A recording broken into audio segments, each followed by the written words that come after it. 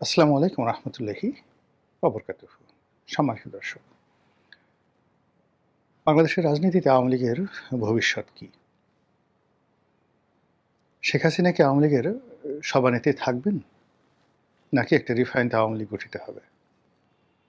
শেখ পরিবারের মধ্যে কি নেতৃত্ব থাকবে, নাকি শেখ পরিবারের বাইরে এই নেতৃত্বে কেউ আসবে? দলের যে সকল নেতৃবৃন্দ, সিনিয়র নেতৃবৃন্দ যারা আছেন ভারতে কিংবা বাংলাদেশের জেলখানাতে, আগামীর যে রাজনীতি, আওয়ামী লীগের রাজনীতি তাদের হাতে থাকবে, নাকি নতুন একটা নেতৃত্ব আসবে? এর বাইরে ভারত কি আওয়ামী লীগকে শেষ পর্যন্ত ওন করবে? ভারত কি বাংলাদেশ আওয়ামী লীগকে পুনর্বাসিত করার জন্য সর্বশক্তি নিয়োগ করবে, নাকি আওয়ামী লীগ একেবারে আদিকালের যে মুসলিম লীগ সেগুলোর মতো বিলীন হয়ে যাবে? দ্বিতীয়ত, বর্তমান সরকার সে কি আওয়ামী লীগের ব্যাপারে নরম হবে, নাকি সরকার এখন যেভাবে আওয়ামী লীগকে নিষিদ্ধ করেছে ওই যে সিদ্ধান্ত, সেই সিদ্ধান্তের উপরে অবিচল থাকবে এবং বাংলাদেশে আমিদের বা আমি এবং মামু, এই মামুদের যে রাজনীতি, যে কথাগুলো এখন জনপ্রিয় হয়ে গেছে, আমি এবং মামু, এই আমি এবং মামুর রাজনীতি চলতে থাকবে যতদিন না পর্যন্ত আর একটা গণ অভ্যুত্থান না হয়, যতদিন পর্যন্ত মানুষজন তাড়িয়ে না দেয়, যতদিন পর্যন্ত তারা ব্যর্থ না হয়। আসলে কি হতে যাচ্ছে এই বিষয়গুলো চায়ের টেবিলে, পর্দার আড়ালে, সামনে এবং যেখানে সুযোগ আছে টেলিভিশনের টক শো, যেটা এই মুহূর্তে যেটিকে বলা হয় পাবলিক পার্লামেন্ট, সেই পাবলিক পার্লামেন্টে কিন্তু আলোচিত হচ্ছে। জাতীয় সংসদে অনেক বিষয় আলোচনা হচ্ছে না, করা যাচ্ছে না বা হবে না, কিন্তু আমাদের যে সামাজিক মাধ্যমগুলো এখন এটা বলতে গেলে পাবলিক পার্লামেন্টে রূপান্তরিত হয়েছে। টেলিভিশনগুলো এখন আংশিক হলেও, সব টেলিভিশন সব বক্তব্য প্রচার করতে পারে না, সব বক্তাকে আনতে পারে না, কিন্তু মোরালেস এখনও টেলিভিশন টক শোতে যে আলোচনাগুলো হচ্ছে সেই কোনো আলোচনাতেই রাজনীতি নামক যে অধ্যায়টি রয়েছে সেই অধ্যায়টিতে আওয়ামী লীগকেও বাদ দেওয়া যাচ্ছে না, শেখ হাসিনাকেও বাদ দেওয়া যাচ্ছে না। এই হলো বাস্তবতা। এখন আমাদের যে রাজনীতি, সেই রাজনীতির জটিলতাগুলো কি শুরু হয়েছে? প্রবীণ রাজনীতিবিদ জনাব ফজলুর রহমান, অ্যাডভোকেট ফজলুর রহমান, তিনি অতি সম্প্রতি একটি সাক্ষাৎকার দিয়েছেন দৈনিক, ইংরেজি দৈনিক বিজনেস স্ট্যান্ডার্ডের সঙ্গে। তিনি এখানে খুব গুরুতর একটি অশনি সংকেতের কথা বলেছেন। সেটা হলো এই যে ঢাকা বারের নির্বাচন হলো, অত্যন্ত সেন্সিটিভ। ঢাকা বারের নির্বাচন হলো, তারপর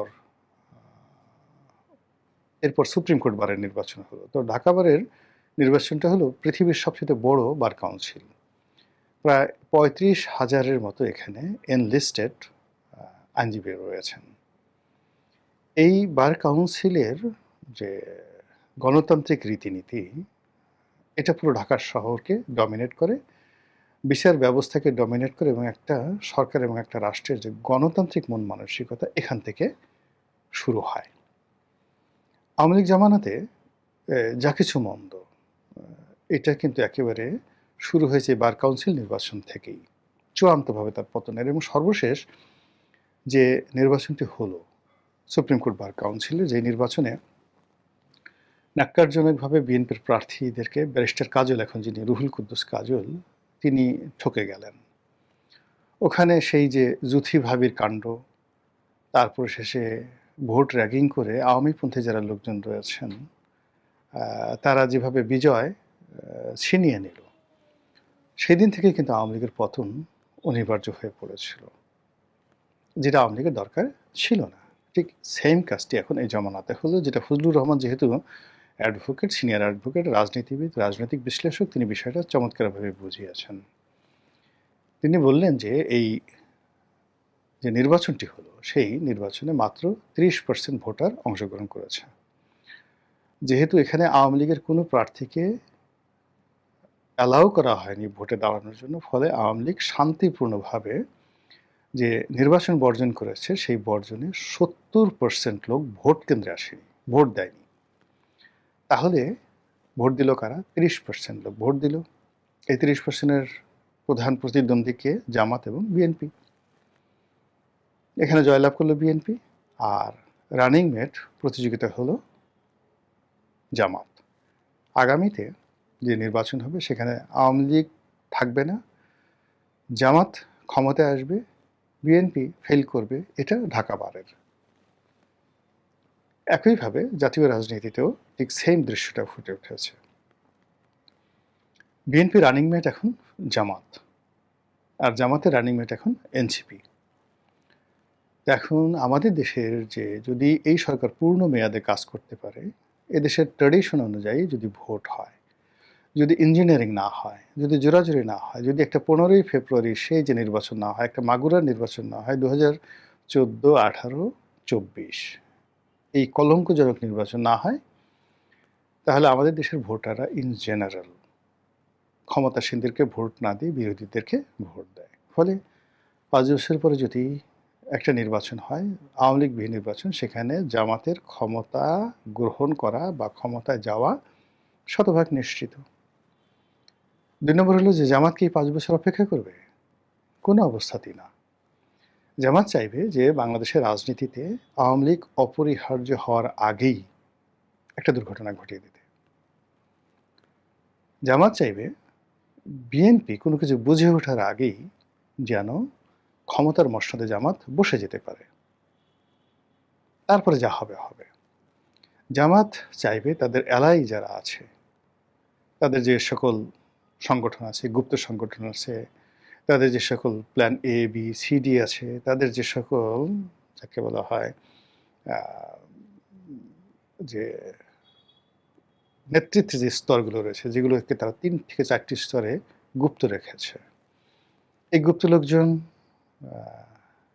মন্ত্রণালয়ে আছে, বিচারালয়ে আছে, পুলিশে আছে, বিএনপিতে আছে, আওয়ামী লীগে আছে, এখন যে শেখ হাসিনা যে দিল্লিতে থাকেন তার আশেপাশেও আছে। কাজেই তাদের কাছে যে টাটকা যে খবরগুলো আসে, সেই খবরগুলো হলো যে বিএনপি যদি অনুভব করে আওয়ামী লীগের দরকার, তাহলে জামাত নেই। আর আওয়ামী লীগ যদি মনে করে যে বিএনপির সঙ্গে তার সমঝোতা করা দরকার, তাহলে জামাত থাকে না। কাজে এই দুয়ের মাঝামাঝি যে সময়, সে সময়টা খুব অল্প, নট মোর দ্যান 6 মান্থ, অর্থাৎ আগামী ডিসেম্বর পর্যন্ত ডেডলাইন। এই ডিসেম্বরের মধ্যে, আগামী ডিসেম্বরের মধ্যে জামাত যা কিছু করতে চায় বিএনপির বিরুদ্ধে, সরকারের বিরুদ্ধে, তাকে সেটা করতে হবে। আর যদি সেটা তারা করতে না পারে, তাহলে দুটো জিনিস আছে, অর্থাৎ আওয়ামী লীগ ঢুকে পড়লে সরকার আওয়ামী লীগকে নিয়ে ব্যস্ত হয়ে পড়বে, জামাতের কোনো নামগন্ধ পাবে না, জামাত বিএনপির মার খাবে, আওয়ামী লীগের মার খাবে, এনসিপিকে তো খুঁজেই পাওয়া যাবে না। এই গেল একটা।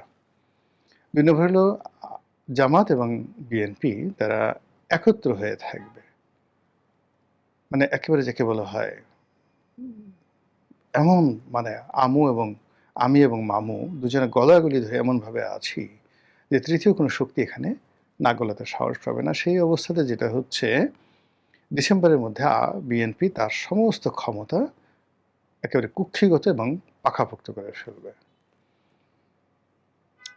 মানে এখন তো আসলে জামাতের অনেকগুলো মুখোশ উন্মোচিত হয়ে গেছে।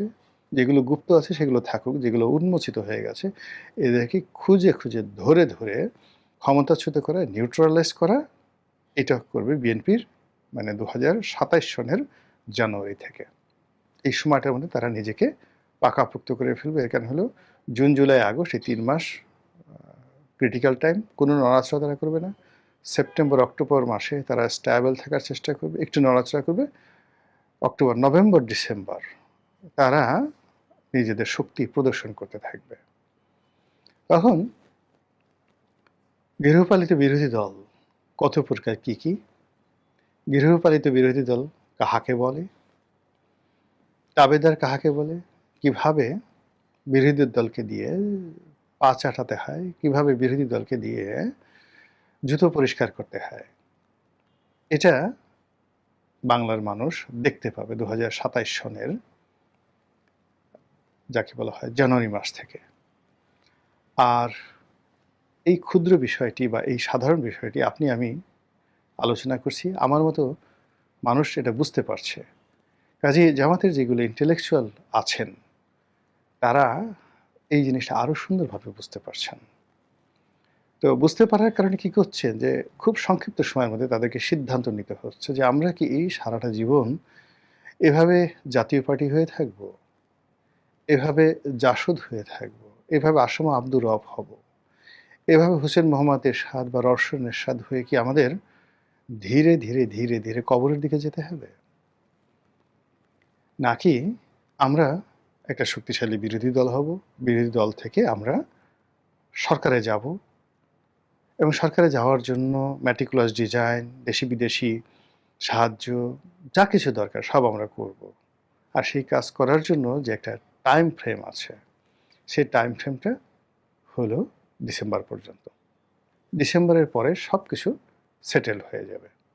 আওয়ামী লীগের আসা, না আসা, জামাতের শক্তিশালী বিরোধী দল হওয়া, না হওয়া, জামাত আগামীকালে বা আগামী দিনে ক্ষমতায় আসবে কি আসবে না, বিএনপি আগামী দিনগুলোতে ক্ষমতায় থাকবে কি থাকবে না, দ্বিতীয়বার ক্ষমতায় আসবে কি আসবে না, তারেক রহমান সাহেব, তারপরে জুবাইদুর রহমান, তারপর জাইমা রহমান, এই যে একটা ডাইনেস্টি, ক্ষমতার যে পাইপলাইন, সেই পাইপলাইনটা বহাল থাকবে কি থাকবে না, এই পুরো জিনিসগুলো উইদিন জাস্ট ডিসেম্বরের মধ্যে এটি সেটেলড হয়ে যাবে। আর এটা দৃশ্যমান হয়ে যাবে জুন, জুলাই, আগস্টের মধ্যে। কাজেই এই যে আওয়ামী লীগ অপরিহার্যতা আসবে কি আসবে না, এটাও কিন্তু আওয়ামী লীগের যারা লোকজন তারা জানে যে ডিসেম্বরের মধ্যে এই জিনিসগুলো তাদের অবস্থান জানান দিতে হবে, তাদের শক্তিমত্তা প্রদর্শন করতে হবে, তাদেরকে রাজনীতিতে অপরিহার্য করতে তারা যে আছে এটা ব্যবস্থা করতে হবে। আদারওয়াইজ দে ক্যানট ডু যেটা মহেন্দ্র রাজাপাকসেরা পেরেছেন। উইদিন 6 মান্থের মধ্যে তারা কামব্যাক করেছে এবং মহেন্দ্র রাজাপাকসে সেটা হলো সে দেশে